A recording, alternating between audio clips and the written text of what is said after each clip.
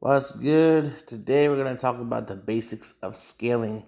Yeah, I know I said we're going to make a video about Fate series, but I have this little thing in my head called ADHD. I will make the plans, and then said plans will be replaced by new ones for no reason at all but a whim. There's a quote by the famous William Snart, aka Captain Cold from The Flash. It goes, "Make the plan, execute the plan, expect the plan to go off the rails, throw away the plan." Somewhere in the middle of make the plan and execute the plan, 18 new ideas were birthed. And so here we are. Make the plan. Help me! Scaling and how to do it properly.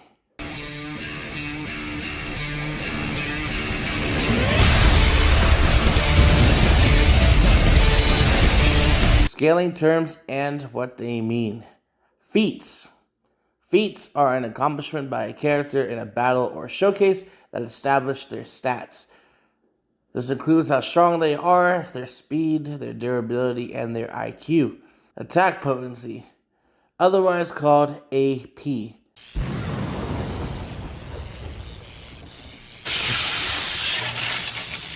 This is a way to scale how dangerous your attack really is, even if it is not as flashy or as big as another attack.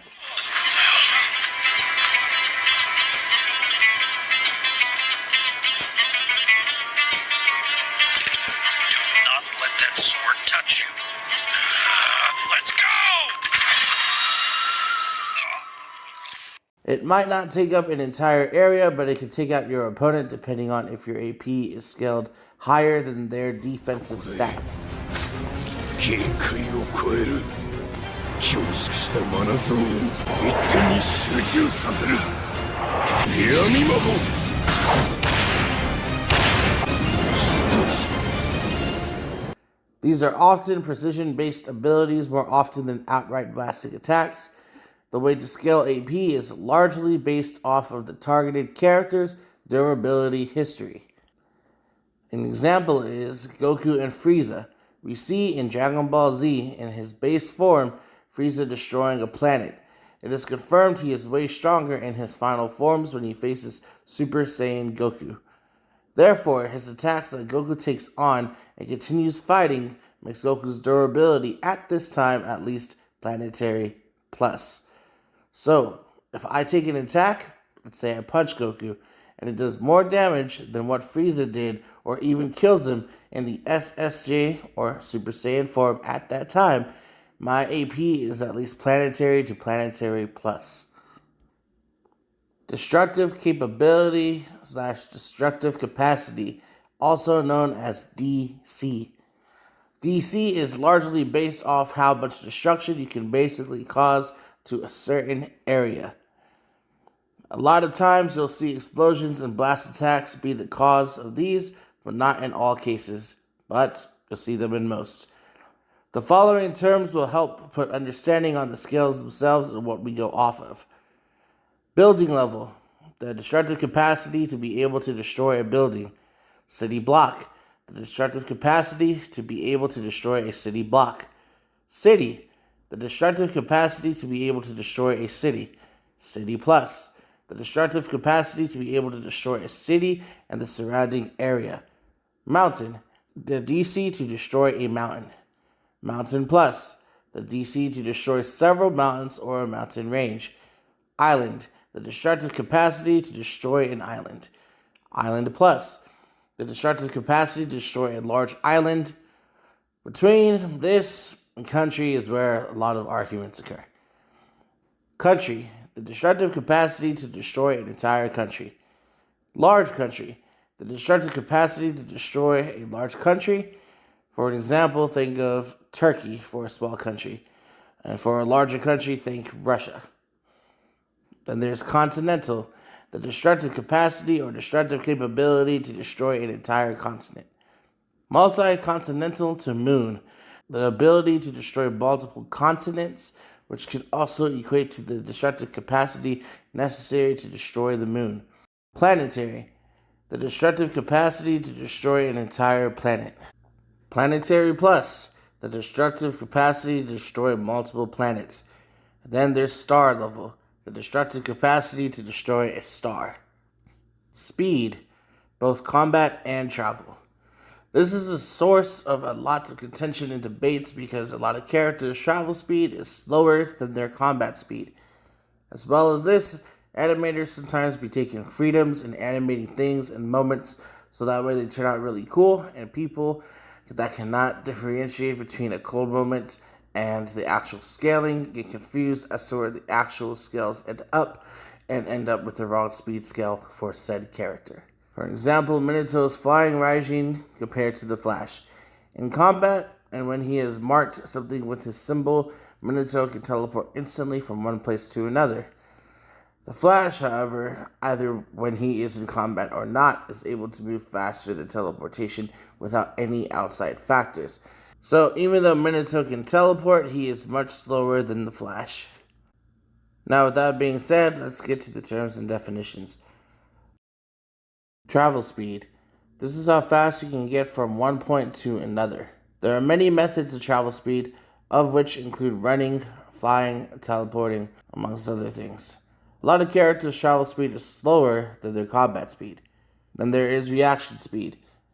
How fast one's perception and body can react to an attack. How fast one can react to a sudden event or circumstance. Perception. How fast your brain and eyes can react to an event or attack. Just because you can perceive said attack does not mean one's body is always fast enough to actually dodge said attack. Speed tiers. Speed of sound, hypersonic speed, lightning speed, and light speed. Speed of sound. At this speed, you are able to break the sound barrier. Pertaining to regular human movement, this is impressive. However, in scaling, this is on the lower end of speed. At sea level, this is around 761 miles per hour. Hypersonic speed. This means you can move faster than an elite fighter jet.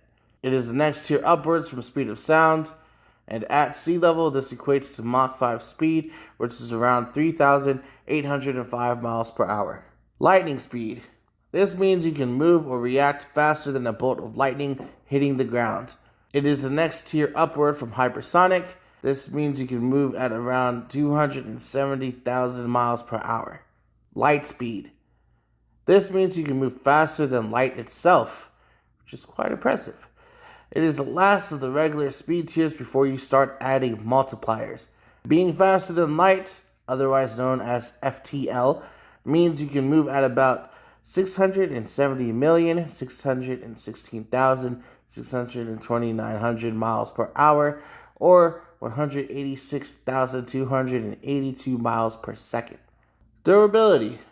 Durability is not to be confused with endurance. They go hand in hand but are different things at their core.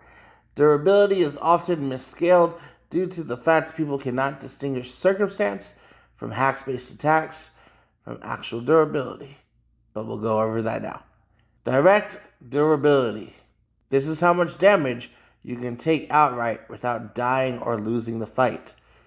If you are confused on how much damage a person can take scaling-wise, please refer back to the DC portion of the video where it goes over the scaling range.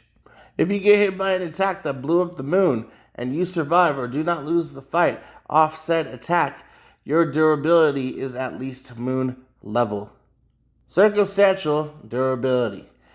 If you receive a power boost that is stated or defined to boost your defensive stats, that stated and defined part is important and integral, and you take on an attack that would normally have killed you or put you out of the fight, that is what is called an amp. Amps work in other categories too, but in this case, the amp has worked for you to be able to take on something you otherwise could not survive and continue fighting. This is a circumstantial case, and often you will see it in team-based fights. Durability, or hacks-based and resistant levels of durability. This one is slightly more complicated. Often the ability to defend or survive a hacks-based attack is off plot details or information based directly from a show a character is from. Example, Devil Fruits and Haki from One Piece.